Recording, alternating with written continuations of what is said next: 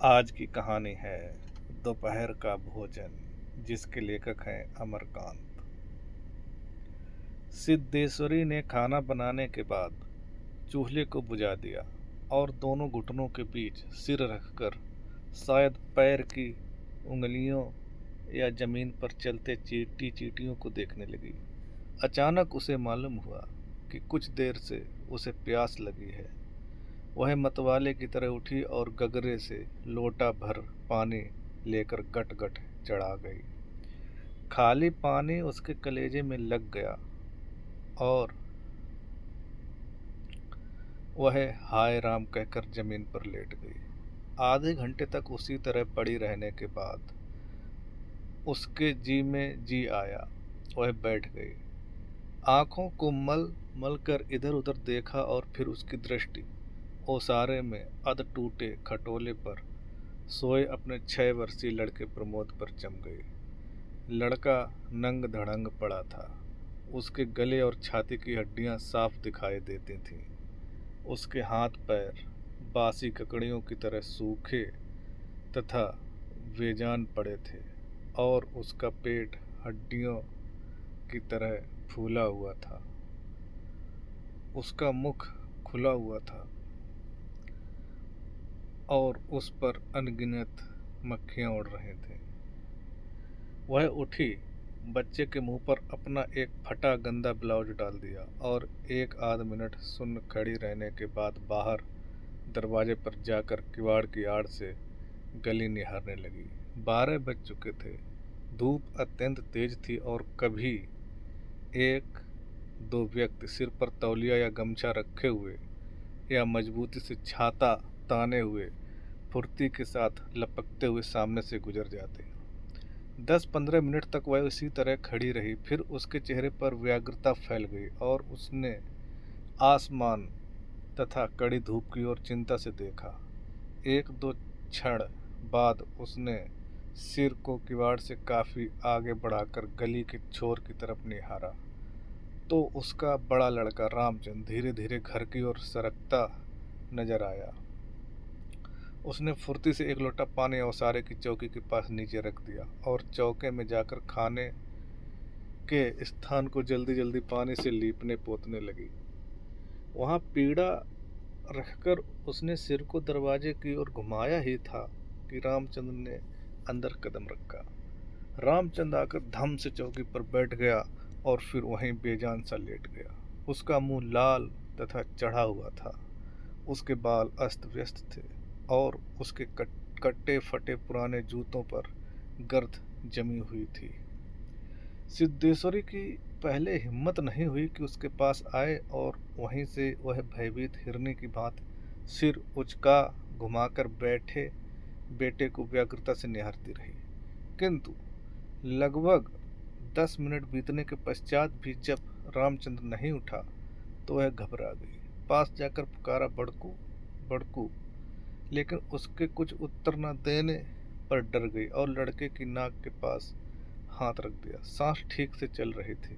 फिर सिर पर हाथ रखकर देखा, बुखार नहीं था। हाथ के स्पर्श से रामचंद्र ने आंखें खोली। पहले उसने माँ की ओर सुस्त नजरों से देखा, फिर झट से उठ बैठा। जूते निकालने और नीचे रखे लोटे के जल से हाथ पैर धोने के बाद वह यंत्र की तरह चौकी पर आकर बैठ गया। सिद्धेश्वरी ने डरते डरते पूछा, खाना तैयार है, यहीं लगाऊं क्या? रामचंद्र ने उठते हुए प्रश्न किया। बाबूजी खा चुके, सिद्धेश्वरी ने चौके की ओर भागते हुए उत्तर दिया। आते ही होंगे। रामचंद्र पीढ़े पर बैठ गया। उसकी उम्र लगभग 21 वर्ष की थी। लंबा दुबला पतला गोरा रंग, बड़ी बड़ी आंखें तथा ओंठों पर झुर्रियां। वह एक स्थानीय दैनिक समाचार पत्र के दफ्तर में अपनी तबीयत से प्रूफ रीडरी का काम सिखाता था। पिछले साल ही उसने इंटर पास किया था। सिखाता क्या था। सिद्धेश्वरी ने खाने की थाली सामने लाकर रख दी और पास ही बैठकर पंखा करने लगी। रामचंद्र ने खाने की ओर दार्शनिक की भांति देखा। कुल 2 रोटियां भर कटोरा, पनियाई दाल और चने की तली तरकारी। रामचंद्र ने रोटी के प्रथम टुकड़े को निगलते हुए पूछा, मोहन कहाँ है? बड़ी कड़ी धूप हो रही है। मोहन सिद्धेश्वरी का मंझला लड़का था। उसकी उम्र 18 वर्ष थी। वह इस साल हाई स्कूल का प्राइवेट इम्तिहान देने की तैयारी कर रहा था। वह ना मालूम कब घर से गायब था और सिद्धेश्वरी स्वयं पता नहीं था कि वह कहाँ गया है। किंतु सच बोलने की उसकी तबीयत नहीं हुई और झूठ मूठ उसने कहा, किसी लड़के के यहाँ पढ़ने गया है, आता ही होगा। दिमाग उसका बड़ा तेज है और उसकी तबीयत 24 घंटे पढ़ने में ही लगी रहती है। हमेशा उसी की बात करता रहता है। रामचंद्र ने नहीं कुछ कहा नहीं। एक टुकड़ा मुंह में रखकर भरा गिलास पानी पी गया, फिर खाने लग गया। वह काफी छोटे छोटे टुकड़े तोड़कर धीरे धीरे चबा रहा था। सिद्धेश्वरी भय तथा आतंक से अपने बेटे का एकटक निहार रही थी। कुछ क्षण बीतने के बाद डरते डरते उसने पूछा, वहां कुछ हुआ क्या? रामचंद्र ने अपनी बड़ी बड़ी भावहीन आंखों से अपनी माँ को देखा, फिर नीचे सिर करके कुछ रूखाई से बोला, समय आने पर सब ठीक हो जाएगा। सिद्धेश्वरी चुप रही। धूप और तेज होती जा रही थी। छोटे आंगन के ऊपर आसमान में बादल में एक दो टुकड़े पाल की नावों की तरह तैर रहे थे। बाहर की गली से गुजरते हुए एक खड़खड़िया इक्के की आवाज आ रही थी और खटोले पर सोए बालक की सांस का खर खर शब्द सुनाई दे रहा था। रामचंद्र ने अचानक चुप्पी को भंग करते हुए पूछा, प्रमोद खा चुका? सिद्धेश्वरी ने प्रमोद की ओर देखते हुए उदास स्वर में उत्तर दिया, हाँ खा चुका। रोया तो नहीं था। सिद्धेश्वरी फिर झूठ बोल गई, आज तो सचमुच नहीं रोया। वह बड़ा ही होशियार हो गया है। कहता था बड़का भैया के यहाँ जाऊंगा, ऐसा लड़का। पर वह आगे कुछ न बोल सके, जैसे उसके गले में कुछ अटक गया। कल प्रमोद ने रेवड़ी खाने की जिद पकड़ ली थी और उसके लिए 1.5 घंटे तक रोने के बाद सोया था। रामचंद्र ने कुछ आश्चर्य के साथ अपनी माँ की ओर देखा और फिर सिर नीचा करके कुछ तेजी से खाने लगा। थाली में जब रोटी का केवल एक टुकड़ा शेष रह गया तो सिद्धेश्वरी ने उठने का उपक्रम करते हुए प्रश्न किया, एक रोटी और लाती हूँ? रामचंद्र हाथ से मना करते हुए हड़बड़ाकर बोल पड़ा, नहीं नहीं, जरा भी नहीं, मेरा पेट पहले ही भर चुका है। मैं तो यह भी छोड़ने वाला हूँ, बस अब नहीं। सिद्धेश्वरी ने जिद की, अच्छा आधे ही सही। रामचंद्र बिगड़ उठा, अधिक खिलाकर बीमार कर डालने की तबीयत है क्या? तुम लोग जरा भी नहीं सोचती हो, बस अपनी जिद भूख रहती तो क्या ले नहीं लेता। सिद्धेश्वरी जहाँ की तहाँ बैठी रह गई। रामचंद्र ने थाली में बड़े टुकड़े से हाथ खींच लिया और लोटे की ओर देखते हुए कहा, माँ पानी लाओ। सिद्धेश्वरी लोटा लेकर पानी लेने चली गई। रामचंद्र ने कटोरे को उंगलियों से बजाया, फिर हाथ को थाली में रख दिया और 2 क्षण बाद रोटी के टुकड़े को धीरे से हाथ से उठाकर आंख से निहारा और अंत में इधर उधर देखने के बाद टुकड़े को मुंह में इस सरलता से रख लिया जैसे वह भोजन का ग्रास न होकर पान का बीड़ा हो। मंझला लड़का मोहन आते ही हाथ पैर धोकर पीढ़े पर बैठ गया। वह कुछ सांवला था और उसकी आंखें छोटी थीं। उसके चेहरे पर चेचक के दाग थे। वह अपने भाई की तरह दुबला पतला था, किंतु उतना लंबा न था। वह उम्र की अपेक्षा कहीं अधिक गंभीर और उदास दिखाई पड़ रहा था। सिद्धेश्वरी ने उसके सामने थाली रखते हुए प्रश्न किया, कहाँ रह गए थे बेटा? भैया पूछ रहा था। मोहन ने रोटी के एक बड़े ग्रास को निगलने की कोशिश करते हुए अस्वाभाविक मोटे स्वर में जवाब दिया, कहीं तो नहीं गया था, यहीं पर था। सिद्धेश्वरी वहीं बैठकर पंखा डुलाती हुई इस तरह बोली जैसे स्वप्न में बड़बड़ा रही। बड़का तुम्हारी बड़ी तारीफ कर रहा था, कह रहा था मोहन बड़ा दिमागी होगा, उसकी तबीयत 24 घंटे पढ़ने में लगी रहती है। यह कहकर उसने अपने मझले लड़के की ओर इस तरह देखा जैसे उसने कोई चोरी की हो। मोहन अपनी माँ की ओर देखकर फीकी हंसी हंस पड़ा और फिर खाने में जुट गया। वह परोसी गई 2 रोटियों में से एक रोटी कटोरे की 3/4 दाल तथा अधिकांश तरकारी साफ कर चुका था। सिद्धेश्वरी की समझ में नहीं आया कि वह क्या करे। इन दोनों लड़कों से उसे बहुत डर लगता था। अचानक उसकी आंखें भर आईं वह दूसरी ओर देखने लगी। थोड़ी देर बाद उसने मोहन की ओर मुंह फेरा तो लड़का लगभग खाना समाप्त कर चुका था। सिद्धेश्वरी ने चौंकते हुए पूछा, एक रोटी देती हूँ? मोहन ने रसोई की ओर रहस्यमय नेत्रों से देखा, फिर सुस्त स्वर में बोला, नहीं। सिद्धेश्वरी ने गिड़गिड़ाते हुए कहा, नहीं बेटा, मेरी कसम, थोड़ी ही ले लो, तुम्हारे भैया ने एक रोटी ली थी। मोहन ने अपनी माँ को गौर से देखा, फिर धीरे धीरे इस तरह उत्तर दिया जैसे कोई शिक्षक अपने शिष्य को समझाता है, नहीं रे, बस अव्वल तो अब्बा भूख नहीं, फिर रोटियां तूने ऐसी बनाई कि खाई नहीं जाती, ना मालूम कैसी लग रही हैं। खैर, अगर तू चाहती ही है तो कटोरे में थोड़ी दाल दे दे, दाल बड़ी अच्छी बनी है। सिद्धेश्वरी ने कुछ कहते ना बना और उसने कटोरे को दाल से भर दिया।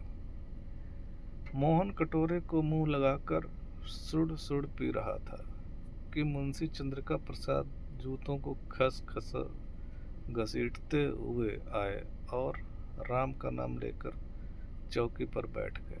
सिद्धेश्वरी ने माथे पर साड़ी को कुछ नीचे खिसका दिया और मोहन दाल को एक सांस में पीकर तथा पानी के लोटे को हाथ में लेकर तेजी से बाहर चला गया। 2 रोटियां, कटोरा भर दाल, चने की तली तरकारी। मुंशी चंद्रिका प्रसाद पीढ़े पर पालती मारकर बैठे रोटी के एक एक ग्रास को इस तरह चुबला चबा रहे थे जैसे बूढ़ी गाय जुगाली करती है। उनकी उम्र 45 वर्ष के लगभग थी, किंतु 50-55 के लगते थे। शरीर का चमड़ा झूलने लगा था। गंजी खोपड़ी आईने की भांति चमक रही थी। गंदी धोती के ऊपर अपेक्षाकृत कुछ साफ बनियान तार तार लटक रही थी। मुंशी जी ने कटोरे को हाथ में लेकर दाल को थोड़ा सुड़कते हुए पूछा, बड़का दिखाई नहीं दे रहा? सिद्धेश्वरी की समझ में नहीं आ रहा था कि उसके दिल में क्या हो गया, जैसे कुछ काट रहा हो। पंखे को जरा और जोर से घुमाते हुए बोली, अभी अभी खाकर काम पर गया है, कह रहा था कुछ दिनों में नौकरी लग जाएगी, हमेशा बाबूजी किए रहता है, बोला बाबूजी देवता के समान है। मुंशी जी के चेहरे पर कुछ चमक आई। शर्माते हुए पूछा, ये क्या कहता था कि बाबूजी देवता के समान है? बड़ा पागल है। सिद्धेश्वरी पर जैसे नशा चढ़ गया था। उन्माद की रोगिणी की भांति बड़बड़ाने लगी, पागल नहीं है, बड़ा होशियार है, उस जमाने का कोई महात्मा है, मोहन तो उसकी बड़ी इज्जत करता है। आज कह रहा था कि भैया की शहर में बड़ी इज्जत होती है, पढ़ने लिखने वालों में बड़ा आदर होता है, और बड़का तो छोटे भाइयों पर जान देता है। दुनिया में सब कुछ सह सकता है, पर यह नहीं देख सकता कि उसके प्रमोद को कुछ हो जाए। मुंशी जी दाल लगे हाथ को चाट रहे थे। उन्होंने सामने की ताक की ओर देखते हुए हंसकर कहा, बड़का का दिमाग तो खैर काफी तेज है, वैसे लड़कपन में नटखट भी था, हमेशा खेल कूद में लगा रहता था, लेकिन यह भी बात थी कि जो सड़क मैं उसे याद करने को देता था, जो सबक मैं उसे याद करने को देता था, उसे बर्राक रखता था। असल तो यह है कि तीनों लड़के काफी होशियार हैं, प्रमोद को कम समझती हो? यह कहकर वह अचानक जोर से हंस पड़े। मुंशी जी 1.5 रोटी खा चुकने के बाद एक गिलास से युद्ध कर रहे थे। कठिनाई होने पर एक गिलास पानी चढ़ा गए, फिर खर खर खांस कर खाने लगे। फिर चुप्पी छा गई। दूर से किसी आटे की चक्की की पुक पुक आवाज सुनाई दे रही थी और पास की नीम के पेड़ पर बैठा कोई पंडूक लगातार बोल रहा था। सिद्धेश्वरी की समझ में नहीं आ रहा था कि क्या कहे। वह चाहती थी कि सभी चीजें ठीक से पूछ ले, सभी चीजें ठीक ठाक से जान ले और दुनिया की हर चीज पर पहले की तरह धड़ल्ले से बात करे, पर उसकी हिम्मत नहीं होती थी। उसके दिल में जाने कैसा भय समाया हुआ था। अब मुंशी जी इस तरह चुपचाप डुबके हुए खा रहे थे जैसे पिछले 2 दिनों से मौन व्रत धारण कर रखा हो और उसको कहीं जाकर आज शाम को तोड़ने वाले हो। सिद्धेश्वरी से जैसे ही नहीं रहा गया, बोली, मालूम होता है अब बारिश नहीं होगी।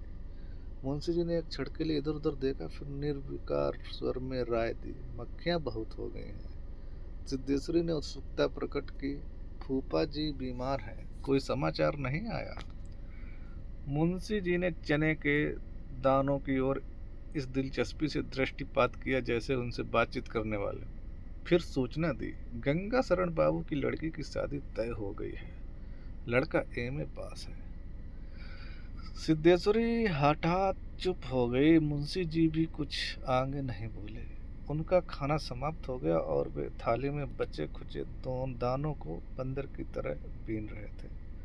सिद्धेश्वरी ने पूछा, बड़का की कसम एक रोटी देती हूँ, अभी बहुत सी हैं। मुंशी जी ने पत्नी की ओर अपराधी के समान तथा रसोई की ओर कनखी से देखा। तत्पश्चात किसी घुटे उस्ताद की भांति बोले, रोटी रहने दो, पेट काफी भर चुका है। अन्न और नमकीन चीजों से तबीयत ऊब भी गई है। तुमने व्यर्थ में ही कसम धरा दी। खैर, कसम रखने के लिए ले रहा हूँ, गुड़ क्या होगा। सिद्धेश्वरी ने बताया कि हंडिया में थोड़ा सा गुड़ है। मुंशी जी ने उत्साह के साथ कहा, तो थोड़े गुड़ का ठंडा रस बनाओ, पीऊंगा। तुम्हारी कसम भी रह जाएगी, जायका भी बदल जाएगा, साथ ही साथ हाजमा भी दुरुस्त होगा। हाँ, रोटी खाते खाते नाक में दम आ गया है, यह कहकर वे ठाका मारकर हंस पड़े। मुंशी जी के निबटने के पश्चात सिद्धेश्वरी उनकी जूठी थाली लेकर चौके की जमीन पर बैठ गई। बटलोई की दाल को कटोरे में उड़ेल दिया, पर वह पूरा भरा नहीं। छिपली में थोड़ी सी चने की तरकारी बची थी, उसे पास खींच लिया। रोटी की थाली को भी उसने खींच लिया, उसमें केवल एक रोटी बची थी, मोटी भद्दी और जली। उस रोटी को वह जूठी थाली में रखने जा रही थी कि अचानक उसका ध्यान ओसारे में सोए प्रमोद की ओर आकर्षित हो गया। उसने लड़के को कुछ देर तक एकटक देखा, फिर रोटी को दो बराबर टुकड़ों में विभाजित कर दिया। एक टुकड़े को तो अलग रख दिया और दूसरे टुकड़े को अपनी जूठी थाली में रख लिया। तदुपरांत एक लोटा पानी लेकर खाने बैठ गई। उसने पहला ग्रास मुंह में रखा और तब न मालूम कहाँ से उसकी आंखों से टप टप आंसू चूने लगे। सारा घर मक्खियों से मन भन भन कर रहा था। आंगन की अलगनी पर एक गंदी साड़ी टंगी थी, जिसमें पैबंद लगे हुए थे। दोनों बड़े लड़कों का कहीं पता नहीं था। बाहर की ओर कोठरी में मुंशी जी औंधे मुंह होकर निश्चिंता के साथ सो रहे थे, जैसे 1.5 महीने पूर्व मकान किराया नियंत्रण विभाग की क्लर्की से उनकी छटनी ना हुई हो और शाम को उनको काम की तलाश में कहीं जाना ना हो। ये थी कहानी। धन्यवाद।